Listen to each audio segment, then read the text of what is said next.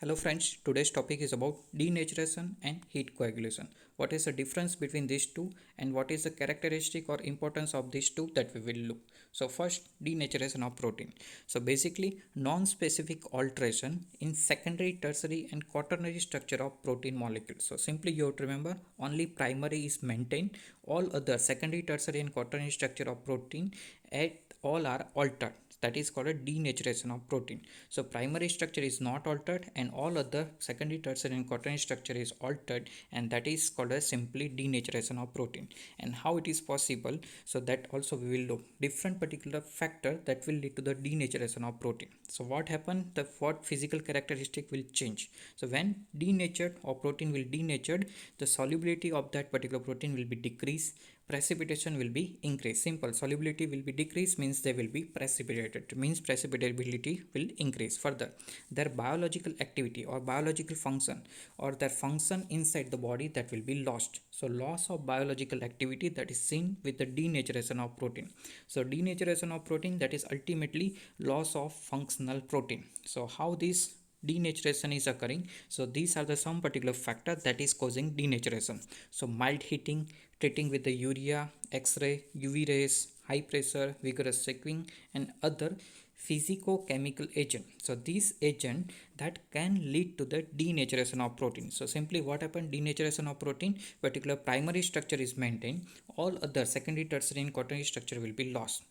So protein will be remain there, but it is not useful functionally. So functional protein loss will be there, and this characteristic that is also used for the in the our routine practice. So cooking, we are cooking or generally we are taking protein after cooking only, because native protein or naturally occurring protein are resistant to the proteolytic enzyme, but denatured protein, so after cooking what happened, we have seen that one important characteristic of factor causing denaturation, that is mild heating. So after cooking what happened, we are heat the particular food, so when it is heated it will become denatured. So denatured protein will have more exposed site for the enzymatic action, and due to this enzymatic action that protein can be broken down in a smaller fragment and that can be digested.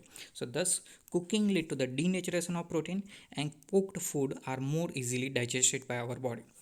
Further application of this denaturation, that is also in the dialysis. So how that we will look, so denatured protein are renatured when the physical agent is removed. So we have seen that particular x-ray, UV rays and urea as well as heating. So when it is particular for the some particular factor, when that factor is removed, this denatured protein will be renatured again. So immunoglobulin, that is in the quaternary structure, 2 heavy chain and 2 light chain, will be dissociated when particular high concentration of urea. So there is a generally normal concentration of urea is there, but high concentration of urea that will lead to the dissociation of this immunoglobulin chain, and this dissociation that is leading to the some particular immunocompromised condition in a high urea level. So particularly in chronic renal failure there is a high urea level, and due to that high urea level immunoglobulin level will be low.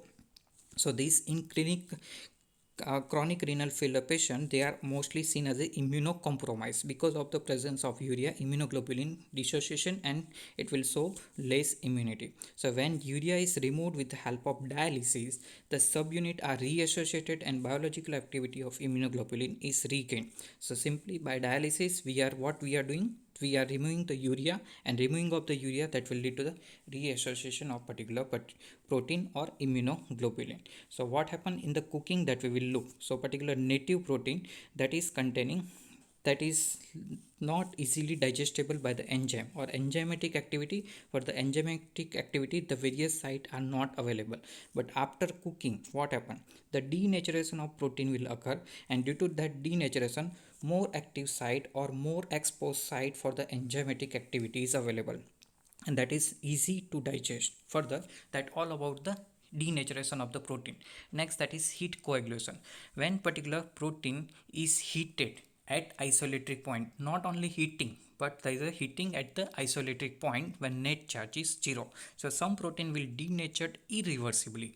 So that denaturation, that is generally reversible. When factor is removed, that protein will be renatured, but when it is heated at isolectric point, that will denature irreversibly and to produce thick coagulum. This process is called the coagulation.